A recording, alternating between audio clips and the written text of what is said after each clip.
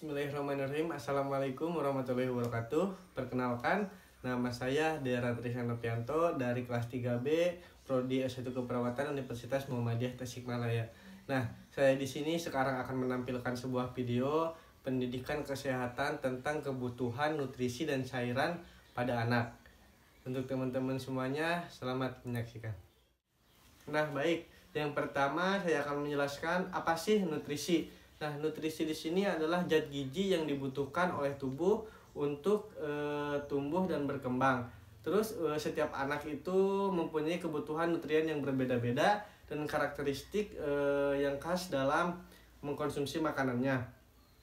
Kemudian dampak nutrisi pada tumbuh kembang anak. Dan untuk dampaknya itu ada dua, dampak psikologis dan dampak fisiologis. Untuk dampak yang psikologis itu mencakup tiga aspek. Yang pertama psikodinamik, psikososial, dan maturasi organik.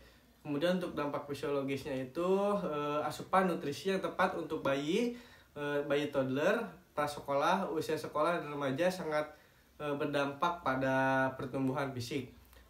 Yaitu anak akan bertambah berat dan bertambah tinggi. Kemudian gizi lengkap dan seimbang harus mengandung yang pertama itu bahan makanan sumber tenaga yang berfungsi untuk beraktivitas. Contohnya itu seperti beras, roti, kentang, dan mie. Yang kedua bahan makanan sumber zat pembangun berfungsi untuk pembentukan, terus pertumbuhan dan pemeliharaan sel tubuh. Contohnya itu daging, ikan, telur, protein hewani, tempe, tahu, dan protein nabati. Kemudian bahan makanan sumber zat pengatur berfungsi untuk mengatur proses metabolisme. Contohnya sayuran, bayam, buncis, wortel, tomat, dan buah-buahan seperti pisang, pepaya, dan jeruk apel. Nah, selanjutnya kebutuhan nutrisi pada bayi. Nah, bayi 1-12 bulan itu memerlukan jenis makanan ASI, susu formula, dan makanan padat. Kebutuhan kalori bayi itu antara 100-200 kg per BB. Kemudian pada 6 bulan pertama lebih baik bayi mendapatkan ASI tanpa diberikan susu formula. Terus pada usia 6 bulan mulai diperkenalkan dengan nasi tim, sering dengan bahan makan yang lebih bervariasi dengan jenis protein hewani, protein nabati, terus kandungan serat yang kaya akan vitamin dan mineral. Diberikan 1 kali dalam 1 hari. Pada usia 8 atau 9 bulan, nasi tim tidak lagi disaring tapi dibuat dengan tekstur agak kasar. Diberikan 3 kali dalam sehari. Kemudian 7 keajaiban menyusui dengan ASI. Yang pertama itu antibodi, kemudian ikatan, kemudahan, kemudian mudah dicerna oleh si bayinya, menambah kesehatan, gratis juga, ibu lebih cepat kembali ke bentuk semula. Kemudian masalah sulit makan. Nah, yang pertama itu untuk masalah sulit makan pada anak, penanganan dari si ibunya. Penanganan dari si ibunya yang pertama itu kurangnya pengertian dari ibu, kemudian proteksi dan perhatian yang berlebihan bagi si anaknya. Yang ketiga itu jadwal tidak sesuai dengan kebutuhan anak, kemudian ketegangan ibu dan kurangnya kasih sayang. Nah, yang kedua itu ada penyebab kesukaran dari anak sendiri. Yang pertama itu penyakit, terus iseng memilih-milih makanan, takut terhadap makanan, terus anaknya lelah, anak tidak lapar, terus bosan dengan makanan dan porsi terlalu banyak. Bagaimana sih cara kita sebagai orang tua mengatasi kesulitan makan pada anak? Nah, cara mengatasi kesulitan pada anak itu yang pertama berikan makan pada saat anak tidak lelah. Selanjutnya porsi disesuaikan dengan kebutuhan anak, kecil tapi sering. Selanjutnya jadwal disesuaikan, tunggu anak lapar, berikan kasih sayang, variasi makanan, dan berikan bersama makanan kesukaannya. Ajak makan dengan keluarga dan beri pujian bila anak menghabiskan porsinya. Mungkin yang bisa saya jelaskan tentang pendidikan kesehatan, nutrisi, dan cairan bagi anak dicukupkan sekian. Terima kasih yang sudah menonton, semoga bermanfaat. Mohon maaf Bila ada kesalahan, saya izin pamit. Assalamualaikum warahmatullahi wabarakatuh. Assalamualaikum warahmatullahi wabarakatuh. Perkenalkan, nama saya Deratrishan Nopianto dari kelas 3B Prodi S1 Keperawatan Universitas Muhammadiyah Tasikmalaya.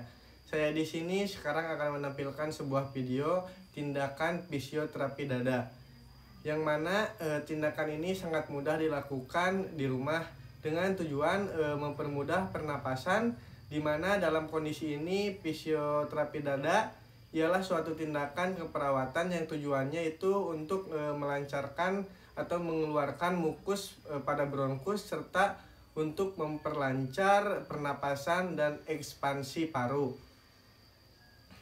Dalam tindakan fisioterapi dada itu ada 3 aspek. Nah, aspek yang pertama itu postural drainase. Nah, postural drainase ini untuk pengaturan posisi, yang tujuannya itu untuk mencegah terjadinya obstruksi pada bronkus yang diakibatkan oleh akumulasi dari mukus. Terus aspek yang kedua itu clapping atau perkusi. Nah, clapping atau perkusi ini tujuannya untuk mendorong agar mukus keluar dari bronkus. Nah, terus aspek yang ketiga itu vibrasi. Nah, vibrasi di sini tujuannya itu untuk melepaskan mukus agar lebih mudah keluar dari bronkus serta meningkatkan ekspansi pernapasan. Baiklah, sebelum kita mulai tindakan, kita persiapkan alat terlebih dahulu. Nah, untuk alat-alat yang digunakannya itu yang pertama mangkuk. Ini mangkuk untuk wadah muntah, terus hand sanitizer untuk mencuci tangan, kemudian handscoon bersih, kemudian tisu, dan yang terakhir stetoskop. Tindakan bisa langsung dimulai. Selamat pagi Adek. Selamat pagi Kak. Nah Adek, hari ini kakak akan melakukan pijat dada agar agar napas Adek lebih lega dan tidak sesak lagi. Apakah Adek bersedia? Ya boleh Kak. Boleh Kak. Bentar ya. Nah, sebelum melakukan pemijatan, kita lakukan cuci tangan terlebih dahulu menggunakan hand sanitizer.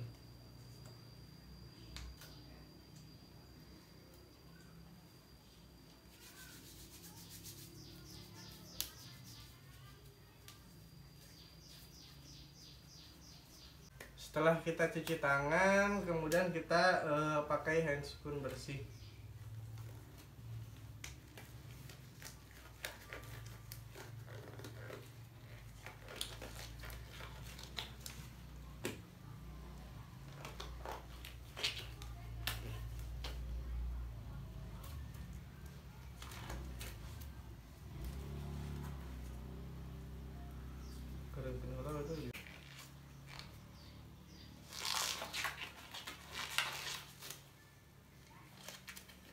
Handscoon telah terpasang ya teman-teman. Baiklah Adek, kakak sekarang akan memeriksa paru-paru Adek terlebih dahulu ya. Iya Kak.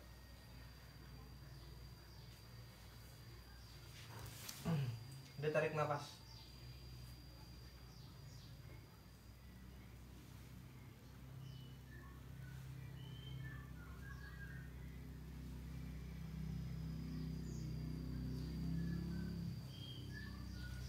Nah, jadi Ade untuk dahaknya itu terletak di paru-paru kanan atas atau di bagian bronchus lobus posterior, dextra superior. Nah, sekarang coba Ade duduk menghadap ke belakang. Coba Ade bangun duduk sambil meluk ini. Nah, ini merupakan salah satu tindakan posterior drainase, di mana mengatur posisi biar mukus lebih mudah keluar.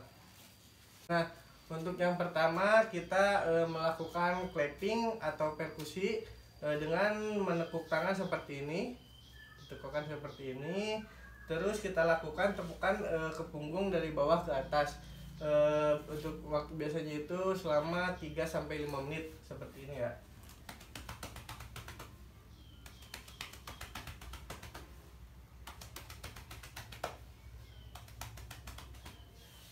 Nah, yang kedua itu, nah seperti itu ya teman-teman untuk melakukan clapping atau perkusi. Nah, untuk yang kedua itu kita akan melakukan vibrasi pada area yang terdapat mukus. Vibrasi dilakukan pada saat pasien ekspirasi atau mengeluarkan napas. Coba Adek tarik napas, keluarkan. Nah, ketika dikeluarkan napasnya itu baru kita melakukan vibrasi. Biasanya itu sambil melakukan vibrasi diulangi 1-2 menit. Tarik napas, keluarkan lagi. Tarik napas, keluarkan lagi. Nah, jika selama tindakan pasiennya itu menimbulkan refleks batuk atau muntah, kita berikan wadah untuk muntahnya. Jadi batuk dulu.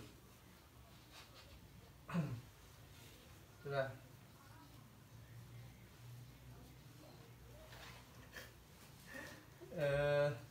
Nah, setelah itu pemijatan sudah selesai. Nah, setelah pemijatan sudah selesai, sekarang Ade boleh berbaring kembali.